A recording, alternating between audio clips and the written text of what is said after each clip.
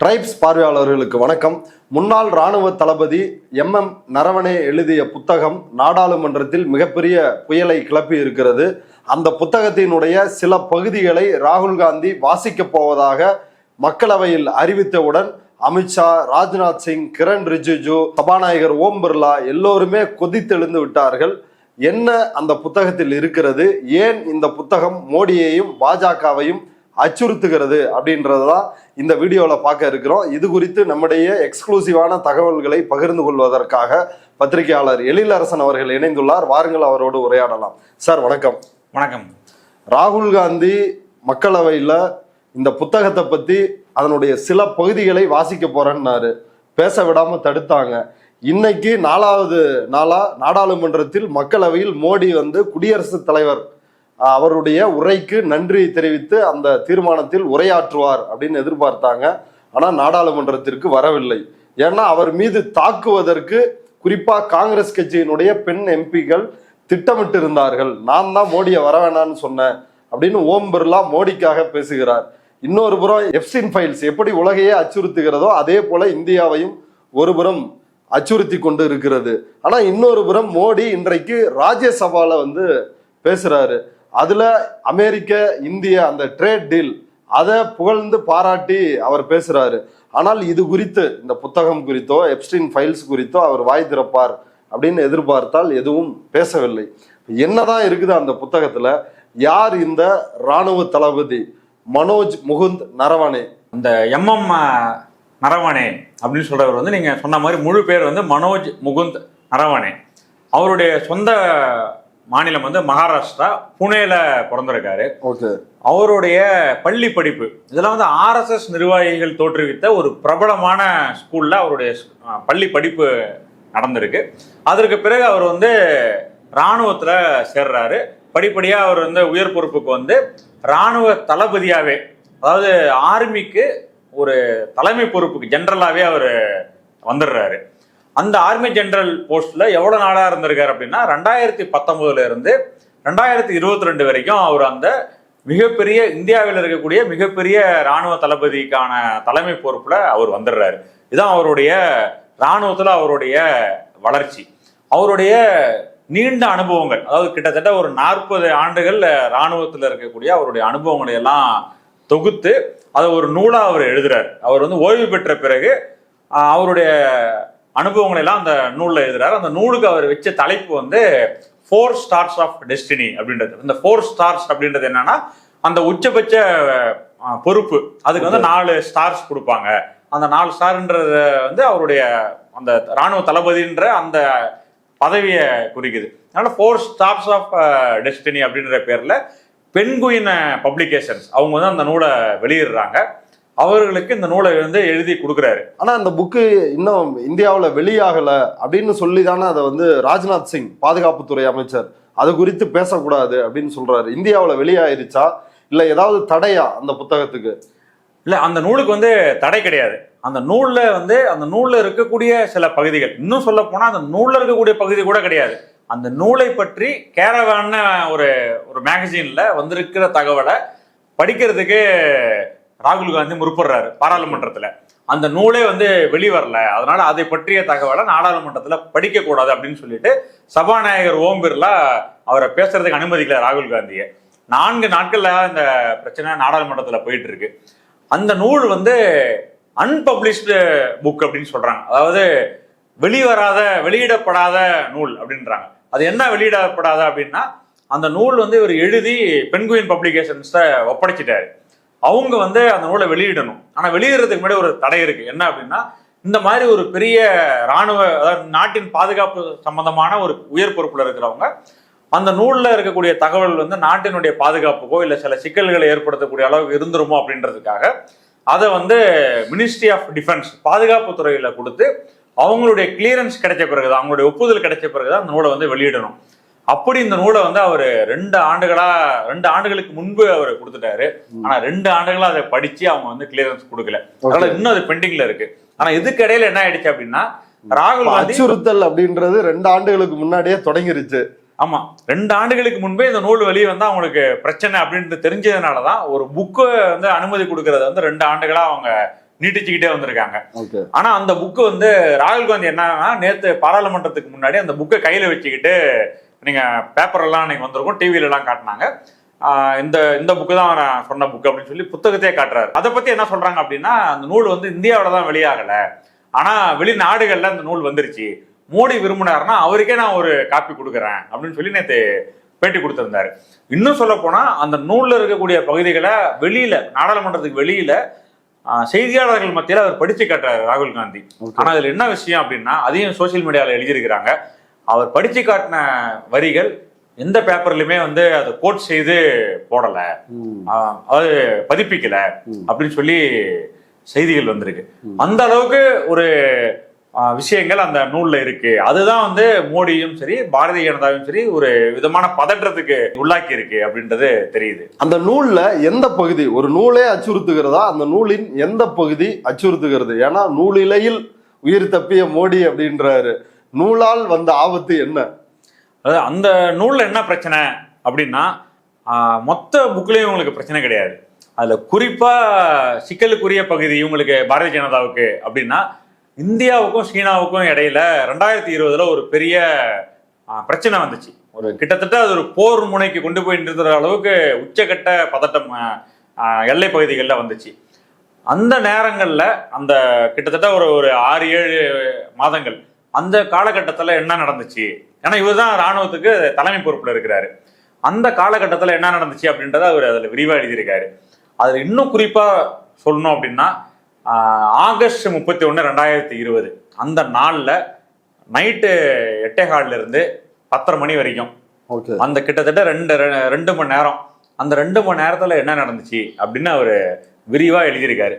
அந்த 2 மணி நேரம் தான் அவங்கள வந்து 2 ஆண்டுகளா இந்த நூலை தூக்கத்தை கெடுத்து விட்டது. ஆமா, அந்த பப்ளிஷ் பண்ணாம அவங்க நீட்டிச்சு இந்த கொண்டு போறதுக்கான விஷயம் வந்து அந்த 2 மணி நேரம் தான். அதுதான் அந்த 2 மணி நேரத்துல என்ன நடந்துச்சு ஆகஸ்ட் 31, 2020? அதாவது என்ன நடந்துச்சு அப்படின்னா அதற்கு முன்பு, அதாவது இந்த ஆகஸ்ட் 31க்கு முன்பு வந்து கல்வான் தாக்குதல் அது வந்து ரொம்ப பரபரப்பா பேசப்பட்டுச்சு. அந்த கல்வான் தாக்குதல் என்னன்றதை நான் சொன்னதான் இந்த ஆகஸ்ட் 31 வீரியம் நமக்கு புரியும். அந்த கல்வான் தாக்குதல் அப்படின்றதுல வந்து இந்திய ராணுவ வீரர்கள் 20 பேர் மரணம் அடைகிறாங்க, கொல்லப்பட்டாங்க.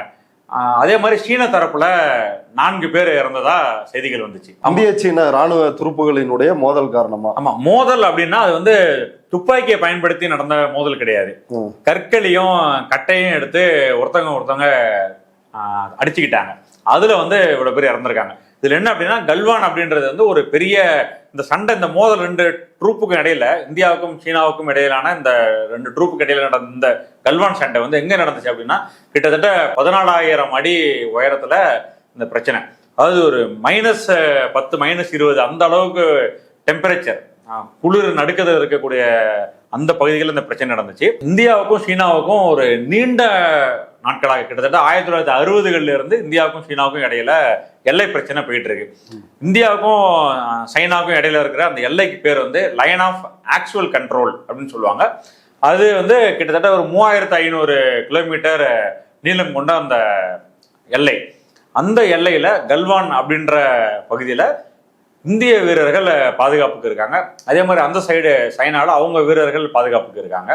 இதுல வந்து இந்திய வீரர்கள் சைனாக்காரங்க வந்து அத்துமீறி வர்றத இவங்க நோட் பண்ணிட்டாங்க அப்படின்னு சொல்லிட்டு அவங்கள்ட்ட போயிட்டு இவங்க பிரச்சனை பண்ணும்பொழுது 2 பேருக்கும் இடையில ஒப்பந்தம் இருக்கிறதுனால துப்பாக்கியை பயன்படுத்தி அவங்களால சண்டை போட்டுக்க முடியல.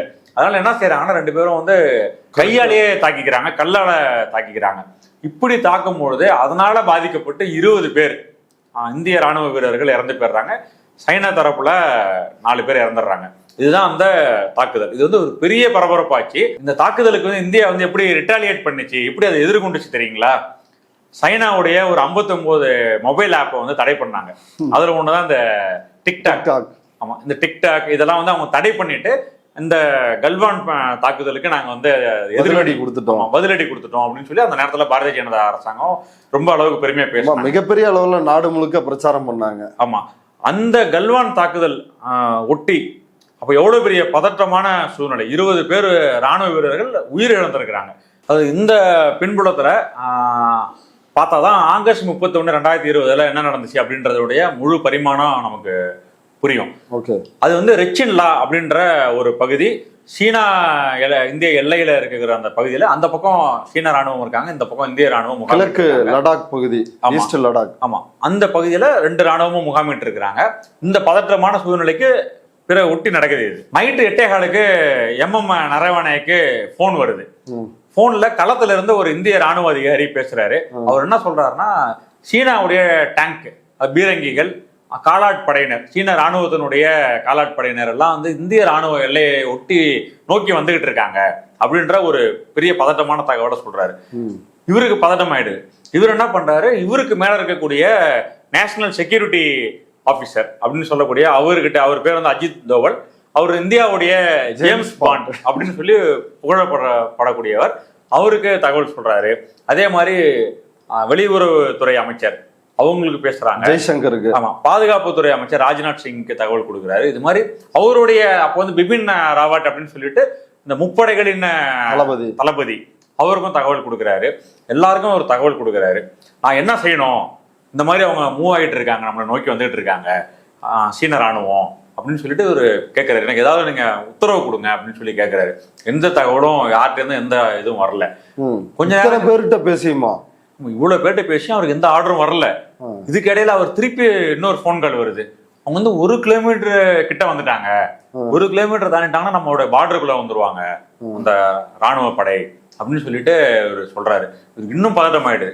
இவர் என்ன பண்றதுன்னு தெரியல, என்ன டெசிஷன் எடுக்கிறதுன்னு தெரியல. திருப்பியும் அவர் எல்லாருக்கும் தொடர்பு கொள்றதுக்கு முயற்சி பண்றாரு. திருப்பியும் அங்க இருந்து போன் கால் வருது, நம்ம ஏதாவது நடவடிக்கை எடுத்தாகணும், 500 மீட்டர் தான் இன்னும் இருக்கு அப்படின்னு சொல்லிட்டு ஒவ்வொரு 1/4 மணி நேரம் 1/2 ஹவருக்கு அவங்க போன் வந்துட்டு இருக்கு. அந்த கடைசி நிமிஷம் 500 மீட்டர் தான் இருக்கு அப்படின்னு சொல்லும் போது இவரு ராஜ்நாத் சிங்க்கு போன் அடிச்சு, இன்னும் 500 மீட்டர் தான் இருக்குன்னு கிரவுண்ட்ல இருந்து எனக்கு ரிப்போர்ட் வந்துட்டு இருக்கு, நம்ம ஏதாவது நடவடிக்கை எடுத்தாகணும் அப்படின்னு சொன்ன உடனே அவர் 10 மணி ஆயிடுது. அவர் என்ன சொல்ற, நான் பிரைம் மினிஸ்டரை கேட்டு நரேந்திர மோடிட்ட கேட்டு உங்களுக்கு நான் என்னன்னு சொல்றேன் அப்படின்னு சொல்லிட்டு அவர் போனை வச்சிடறாரு. அவர் சொன்ன மாதிரியே கொஞ்ச நேரத்துல அவர் திருப்பி ராஜ்நாத் சிங் திருப்பி நரேந்திரனுக்கு கால் பண்றாரு. கால் பண்ணிட்டு என்ன சொல்றாரு, பிரைம் மினிஸ்டர் வந்து இது வந்து மிலிட்டரி டெசிஷன், நீங்க உங்களுக்கு எது சரின்னு படுதோ அந்த முடிவை நீங்களே எடுத்துக்கங்க அப்படின்னு அவரு சொல்லிட்டாரு. வட்ட செயலாளர் வண்டுமுருகன் ஆர்கியூமெண்ட் மாதிரி இருக்குது. ஆகவே தங்களுக்கு தெரியாத சட்டம் ஒன்றும் இல்லை. அதுல எழுதியிருக்காரு. எப்படி எழுதியிருக்காருன்னா, அந்த மாதிரி ஒரு சொல்லிட்ட உடனே இவர் வந்து அந்த முழு பொறுப்பும் இவர் மேல வந்துருது, நரேந்திரனுக்கு மேல வந்துருது. அவர் வந்து ஒரு ராணுவ தளபதி, அவ்வளவுதான்.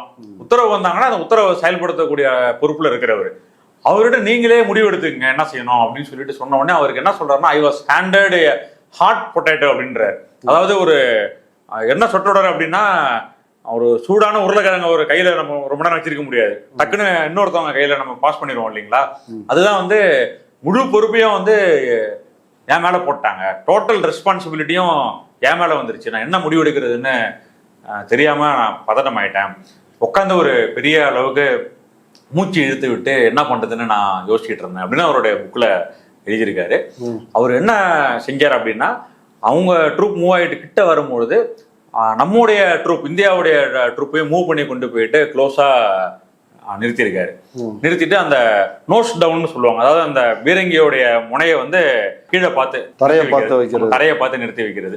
இந்த மாதிரி செஞ்ச உடனே அந்த அவங்க மூவ்மெண்ட் ஸ்டாப் ஆயிடுச்சு, நம்ம மூவ்மெண்ட் வந்து அங்க பிளாக் பண்ணி நிறுத்தின மாதிரியான ஒரு காட்சி. இதுதான் அவர் வந்து விரிவா எக்ஸ்பிளைன் பண்ணியிருக்காரு. இதுல என்ன பிரச்சனை அப்படின்னா, இவ்வளவு ஒரு தேசபக்தி பேசுறவங்க, நாட்டினுடைய பாதுகாவலர் நாங்க அப்படின்னு சொல்றவங்க, போறவங்க வரவங்களுக்கெல்லாம் வந்து தேசபக்தி பாடம் எடுக்கிறவங்க, இந்த 1000 ரூபா 500 ரூபா கருப்பு பணத்தை ஒழிக்கிறேன்னு ஒரு மிக மோசடியான அறிவிப்பு. எல்லாத்துக்குமே வந்து எல்லையில ராணுவ வீரர்களை பாத்தீர்களா, அவங்க எவ்வளவு கஷ்டப்படுறாங்க, அவங்க மணிக்கணக்கா நிக்கிறாங்க, ஒன்னால நிக்க முடியாதா அப்படிங்கிறது அதுக்கு சொல்லுவாங்க. எல்லாத்துக்கும் ராணுவத்தை வந்து முஸ்லிம்களை அடித்து கொண்டுட்டு தேசபக்தின்றது, கிறிஸ்தவ தேவாலயங்களை உடைச்சு நொறுக்கிட்டு தேசபக்தின்றது. ஆமா, தேசபக்தி அப்படின்ற வார்த்தையை வந்து இவங்க மைனாரிட்டிஸை பயமுறுத்துறதுக்கு அதிகமா பயன்படுத்திட்டு இருக்காங்க. ஆனா உண்மையிலேயே தேசபக்தியை காட்ட வேண்டிய இடம் வந்து இந்தியாவுடைய எல்லையை நோக்கி ஒரு ராணுவமே வந்து 500 மீட்டர், சில 100 மீட்டருக்கு வெளியில ராணுவ டாங்கிகளோட நின்றுட்டு இருக்காங்க. இப்ப எச்ராஜாலாம் எதுக்கு எடுத்தாலும் anti national, DMK anti national, யாரு கேள்வி கேட்ட ஆன்டி நேஷனல் சொல்லிடுவாரு. ஆமா, பத்திரிகையாளர்கள் ஆன்டி நேஷனல். இப்போ இந்த மாதிரி ஒரு சூழ்நிலையில வந்து நான் எப்படி முடிவு எடுத்தேன் அப்படின்றது அவருடைய அனுபவத்துல அவரு அதை எழுதியிருக்காரு. இதுல மோடிக்கு என்ன சிக்கலாயிடுது அப்படின்னா, இவ்வளவு பெரிய ஒரு நாட்டினுடைய 20 பேரை நம்ம ராணுவ வீரர்கள் இறந்துட்டாங்க கல்வான் தாக்குதல்ல. அதுக்கு பிறகு இந்த மாதிரி ஒரு சைனா ராணுவ வந்து நம்ம நோக்கி முன்னேறி வந்துகிட்டு இருக்காங்க. இப்ப நம்ம எவ்வளவு பெரிய முடிவு எடுக்கணும்? அது என்ன சொல்றாங்க அப்படின்னா, இதற்கு முன்பு இதே மாதிரியான அத்துமீறல்கள்லாம் நடக்கும்போது இதுக்கு முன்பு இருந்த பிரைம் மினிஸ்டர்ஸ்லாம் என்ன பண்ணாங்க, பிரதமர்கள் அப்படின்னா, கேபினெட் மீட்டிங்கை உடனே அவசர கூட்டம் கூட்டி எல்லாரும் வாங்க, நம்ம வந்து பாதுகாப்பு தொடர்பான ஆலோசனை பண்ணுவோம், டிஸ்கஸ் பண்ணுவோம், என்ன முடிவு எடுப்போம் அப்படின்னு சொல்றது இதுக்கு முன்பு நடந்ததெல்லாம் எழுதுறாங்க. இப்போ அது ஒவ்வொரு போர், நீங்க கார்கில் யுத்தம்னா அதுக்கு முன்னாடி கேபினெட் மீட்டிங்கை கூட்டி இந்த மாதிரி ஒரு பதட்டமான சூழ்நிலை இருக்கு, என்ன முடிவு எடுப்போம் அப்படின்னு சொல்லிட்டு அவங்க அதெல்லாம் குறிப்பிட்டு எழுதுறாங்க. எழுதிட்டு இந்த விஷயத்தையும் பத்திரிகையாளர்கள் சுட்டி காட்டுறாங்க. எதுவுமே கிடையாது, எந்த ஒரு ஆர்டரும் கிடையாது. அதாவது அவரு முடிவெடுத்துக்க முடியும் அப்படின்னு சொல்றதுக்கு வந்து சும்மா ஒரு அட்டாக் பண்றது கிடையாது. இது 2 நாட்டுக்கு இடையில இருக்கிற பிரச்சனை. 2 நாட்டுக்கு இடையில என்ன பிரச்சனை அப்படின்னா, 2 நாட்டுக்கு இடையிலான பொருளாதாரம் இருக்கு. அந்த டைம் வந்து கோவிட் டைம் வேற. இப்போ 2 நாடும் வந்து லாக்டவுனை, உலகமே லாக்டவுனை ஃபேஸ் பண்ணிட்டு இருக்கு. அது மாதிரி வர்த்தக உறவுகள் இருக்கு. வெளியில மற்ற நாடுகள்லாம் என்ன பார்ப்பாங்க, ஒரு 2 நாட்டுக்கு இடையில போர் நடக்குது. மோடி ஒரு நாளைக்கு வந்து 23 மணி நேரம் உழைக்கிறவரு, 19 மணி நேரம் உழைக்கிறவரு, அவர் தூங்கவே மாட்டாரு, நாடு நாடு நாடுன்னு அதுக்காகவே சிந்திக்கிறவரு அப்படின்னாங்க. அப்படி என்னதான் பண்ணிட்டு இருந்தாரு? இல்ல அதுதான் இப்ப நீங்க சொல்றீங்க இல்லைங்களா, நாட்டினுடைய பாதுகாவலர் மோடி, சௌக்கிதார் மோடின்னு சொல்றவரு, நாங்க வந்து 4 மணி நேரம் தான் ஒரு நாளைக்கு தூங்குவாரு. மீதி ஞாபகம் இருக்குங்களா அந்த கோவிட் டைம்ல மயிலுக்கு வந்து அவர் வந்து உணவு போட்டுட்டு இருந்தாரு, பெரிய தாடியை வந்து வளர்த்துட்டு இருந்தாரு, தேசபக்தி பயங்கர பொங்க, இஸ்லாமியர்களுக்கு எதிராக RSS பாஜக வந்து வெறுப்பை வந்து கக்கிட்டு இருந்தாங்க, இவங்கதான் கொரோனாவை வந்து பரப்புனாங்க அப்படின்னு சொல்லிட்டு. ஆனா எல்லையில இவ்வளவு பெரிய கொடூரமான ஒரு விஷயம் நடந்திருக்கு. இல்ல இதுல நீங்க சொல்ற எல்லாமே அவர் வந்து ஒரு பிம்பம் மோடிக்கு உருவாயிருக்கு இல்லைங்களா, அந்த பிம்பம் வந்து இந்த நாட்டையே இவர் தான் பாதுகாப்பார். 56 இன்ச்சு. ஆமா, இவர் தான் வந்து பெரிய தேசபக்தர் அப்படின்ற எல்லா பிம்பமும் இந்த புக்ல இருக்கிற இந்த பகுதி வந்து உடைச்சு நொறுக்குது. அதுதான் அவங்களுக்கு பதட்டத்தை கொடுக்குது. அந்த புக்கை வந்து வெளியிட முடியாம இவங்க செஞ்சிட்டு இருக்கிறாங்க. அந்த புக்கை வந்து இவர் எடுத்து காட்டிட்டார் ராகுல் காந்தி. அதுதான் இந்த மொத்த பதட்டத்துக்கும் காரணம். இதுல என்ன விஷயம் அப்படின்னா, பொதுவா இதை அவங்க ஈஸியா ஹேண்டில் பண்ணிடுவாங்க. இந்த மாதிரி ஒரு பிரச்சனை வந்துச்சு அப்படின்னா, இந்த புக்கை எழுதினவர் வந்து ஒரு ஆன்டி நேஷனல், அவர் வந்து ஒரு துரோகி, நாட்டை காட்டி கொடுத்தவர், ஒரு கிறிஸ்தவர், அவர் ஒரு முஸ்லீம், ஆமா எதையாவது ஒண்ணு சொல்லி அவங்களை முடிச்சிருவாங்க. ஆனா இந்த விஷயத்துல அவங்களால அதை செய்ய முடியாது. ஏன்னா அவர் வந்து ஒரு ராணுவத்துக்கு தளபதியா இருக்காரு. அந்த பொறுப்புக்கு நீங்க தான் அவரை கொண்டு போய் போட்டிருக்கீங்க. ஒண்ணு.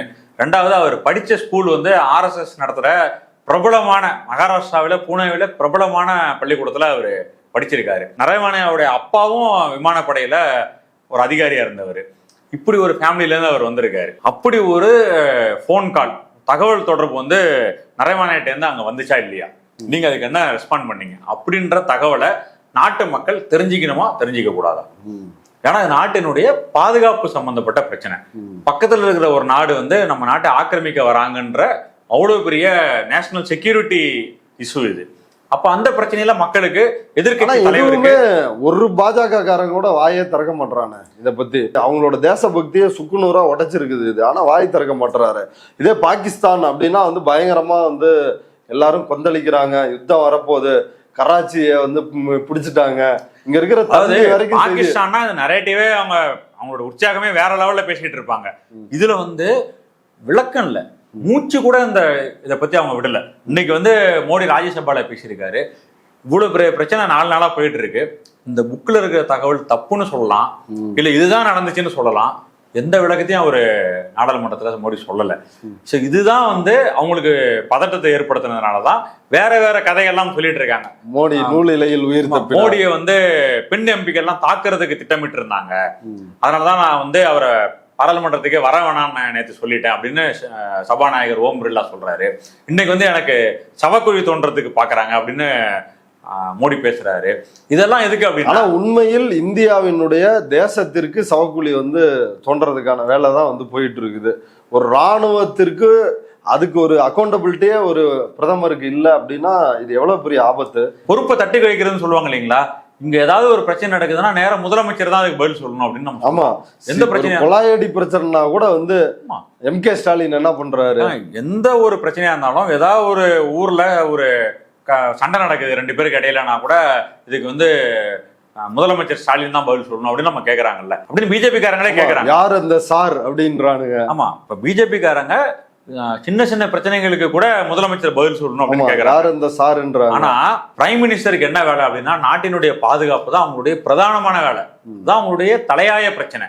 அந்த பிரச்சனையில எந்த முடிவுமே இல்லாம, ஆக்சுவலா ஒரு பொலிட்டிக்கல் டெசிஷன், ஒரு அரசியல் ரீதியாக எடுக்கக்கூடிய முடிவு, என்ன செய்யணும் அந்த நேரத்துல அப்படின்றத வந்து ஒரு அதிகாரிகிட்ட நீங்களே பாத்துக்கங்க அப்படின்னு சொல்றாரு அப்படின்னா இது எவ்வளவு பெரிய விஷயம். அததான் ராகுல் காந்தி பேசுறதுக்கு, ஒருவேளை போனை எடுக்காம மோடி வந்து RSS தயார் பண்ணிட்டு இருந்திருப்பாரோ, சீனாவை நோக்கி நீங்க மார்ச் பண்ணுங்க அப்படின்னு சொல்லி. தெரியல அது மாதிரி பண்ணிருப்பாருன்னு தெரியல. ஏன்னா கொரோனா காலம் வேற, அவர் வந்து யாரும் வெளியே வர முடியாது, லாக்டவுன்ல இருந்திருப்பாங்க. ஆனா இதுதான் அந்த மைய பிரச்சனை. இதை ஒட்டிதான் இன்னைக்கு இவ்வளவு பிரச்சனை. இந்த புக்கு வந்து ஒரு பகுதி தான் இந்த பிரச்சனை இல்லை. ஆனா இதுக்கு இன்னும் ஒரு 2 பகுதி இருக்கு. அது என்ன அப்படின்னா எப்ஸ்டீன் ஃபைல்ஸ். அந்த எப்ஸ்டீன் ஃபைல்ஸ்ல நரேந்திர மோடியோட பெயரும் அதுல அடிபட்டு இருக்கு. அப்படின்றதுனால மோடி இஸ் காம்ப்ரமைஸ்டு அப்படின்னு காங்கிரஸ்காரங்க சொல்லிட்டு இருக்காங்க. மோடி காம்ப்ரமைஸ் ஆயிட்டாரு, ஆனா நாங்க காம்ப்ரமைஸ் ஆக மாட்டோம், நாங்க வந்து மோடியை கேள்வி கேட்போம் அப்படின்னு காங்கிரஸ்காரங்க இன்னைக்கு பேசிட்டு இருக்காங்க. இல்லாம இந்த பத்ரி சேஷாத்ரின்னு ஒரு பதிப்பாளர், அந்த ஆளு வந்து இன்னைக்கு பேசியிருக்கிறாரு. நாட்டின் நலனை கருத்தில் கொண்டு எப்ஸ்டீனை தொடர்பு கொண்ட மோடி அரசு அப்படின்னு. இது மாதிரி நாட்டின் நலனை கருத்துல கொண்டிருந்தா நரேவானாக்கே மோடி பேசிருக்கலாமே. ஆமா, இதை விட நாட்டுக்கு என்ன ஆபத்து வரப்போகுது? அந்த எப்ஸ்டீன் ஃபைல்ஸோட பிரச்சனையில மோடி பேர் அடிபடுறது ஒரு விஷயம். அதே மாதிரி இன்னொரு பிரச்சனை வந்து இந்த எப்ஸ்டீன் ஃபைல்ஸ் ஒட்டி இன்னொரு டெவலப்மெண்ட், ஒரு பெரிய டெவலப்மெண்ட், இதை வச்சுதான் பிளாக்மெயில் பண்ணாங்க அப்படின்னு எல்லாரும் பேசுறாங்க. ஆமா, இந்தியாவுக்கும் அமெரிக்காவுக்கும் இடையில ஒரு வர்த்தக ஒப்பந்தம் கிட்டத்தட்ட ஒரு வருஷமா தொடர்ந்து பல கட்ட பேச்சுவார்த்தைகள் நடத்திட்டு முடியாம இருக்கிற ஒரு தொடர்ந்து ட்ரம்ப் வந்து அச்சுறுத்தினாரு. ஃபர்ஸ்ட் 25% டாரிஃப் வரி, அடுத்து 50% அப்படின்னு பயங்கரமா. இது போக வந்து நான் தான் இந்தியா பாகிஸ்தானுக்கு போற நிறுத்தினேன் அப்படின்னு 100 முறைக்கு மேல சொன்னாரு. அதை பத்தியும் மோடி வாய் திறக்கல. ஆமா, இவ்வளவும் இதுக்கு இடையில அவரு சொல்றாரு, அமெரிக்க அதிபர் ட்ரம்ப் சொல்றாரு, மோடிட்ட நான் பேசிட்டேன், இந்தியாவில் இருக்கக்கூடிய பொருள்கள் வந்து அமெரிக்காவுக்கு வர்றதுக்கு 18% தான் வரி, அதே மாதிரி அமெரிக்காவில் இருக்கிற பொருள்கள் இந்தியாவுக்கு வர்றதுக்கு 0% வரி. அது கூட சாதனை இல்லையா இது? 50% வரிய இந்திய பொருட்களுக்கு 50% விதிச்சாரு, அதை 18 குறைச்சிருக்கிறாருல்ல. இது மோடியோட பிரம்மாண்ட அதுக்கு கிடைச்ச வெற்றி தானே. அது வந்து ஒரு பக்கம் தான், 18% ஆயிடுச்சு. அமெரிக்காவில இருந்து இந்தியாவுக்கு வரக்கூடிய பொருளுடைய வரி வந்து 0%. வரியே கிடையாது, வரியே கிடையாது. இப்ப இந்திய சந்தைகள் முழுக்க வித்துட்டாரு மோடி அமெரிக்கா. அதோட ஒரு முக்கியமான விஷயம் வந்து அக்ரிகல்ச்சரை, விவசாயத்தை வந்து அமெரிக்காவுடைய வர்த்தக ஒப்பந்தத்துல ஓபன் பண்ணி விட்டுருக்காங்க. அப்படின்னா வெளிநாட்டுல இருக்கக்கூடியவங்க இந்தியாவில வந்து நம்முடைய விவசாயம் எல்லாமே விவசாயம், இந்தியா மண்ணு அப்படிலாம் நம்ம பேசிட்டு இருக்கோம்ல, அந்த விவசாயத்தை வந்து ஓபன் பண்ணிட்டாங்க. அமெரிக்காவுடைய வர்த்தக முதலாளிகள் இனிமேலுக்கு அந்த விவசாயத்தையும் தலையிடுவாங்க. இது மாதிரியான முக்கியமான பிரச்சனைகள்லாம் இதை ஒட்டி நடந்துட்டு இருக்கு. ஸோ இதையெல்லாம் சேர்த்து நாடாளுமன்றத்துல பேசுறதுக்கு எதிர்கட்சிகள் வந்து திட்டமிட்டு இருக்காங்க. ஸோ இந்த 3 விஷயங்கள், இந்த book, US trade deal, Epstein files, இது 3க்கும் பதில் சொல்ல வேண்டியமே அப்படின்ற அந்த பயம், அதுல இருந்து எப்படி எஸ்கேப் ஆகணும் அப்படின்ற அந்த எண்ணத்தால தான் இந்த பிரச்சனைகள்லாம் கிளப்பி நாடாளுமன்றத்தை 4-5 நாட்களா இழுத்தடிச்சு என் உயிருக்கு ஆபத்து, என்னை தாக்க பார்க்குறாங்க, என்னென்னமோ சொல்லிட்டு இவ்வளவும் நடக்கிறது வந்து மக்களுக்கு உண்மைகளை, சீனா இந்தியா பிரச்சனையின் போது என்ன நடந்துச்சு, எப்ஸ்டீன் ஃபைல் என்ன நடந்துச்சு, இந்த யுஎஸ் இந்தியாவுடைய வர்த்தக ஒப்பந்தம் வந்து எதன் அடிப்படையில் போடப்பட்டுச்சு, எப்படி வந்து நமக்கான டேர்ம்ஸை, எங்கே ஆயில் வாங்கணும், என்ன பண்ணணுன்ற டேர்ம்ஸை வந்து எப்படி அமெரிக்க அதிபர் வந்து சொல்லலாம், இந்த பிரச்சனைகளை நாடாளுமன்றத்தில் விவாதிச்சு மக்களுக்கு இந்த பிரச்சனைகளை விளக்குறது தான் நாடாளுமன்றத்தினுடைய செயல்பாடாக இருக்க முடியுமே தவிர, சும்மா வந்து மீதி விஷயங்கள்லாம் பேசிட்டு டைவெர்ட் பண்றது எல்லாமே வந்து முழுக்க கவனத்தை திசை திருப்புறதுக்கான வேலை தான். அதை தான் பாரதிய ஜனதா வந்து இன்னைக்கு நாடாளுமன்றத்தில் செஞ்சுட்டு இருக்காங்க. இவ்வளவு நேரம் நம்முடைய பார்வையாளர்களுக்காக அந்த புத்தகத்தில் என்ன உள்ளது, அது ஏன் மோடியை அச்சுறுத்துகிறது அப்படின்றத விரிவா விளக்கியதற்கு ரொம்ப நன்றி. நன்றிங்க.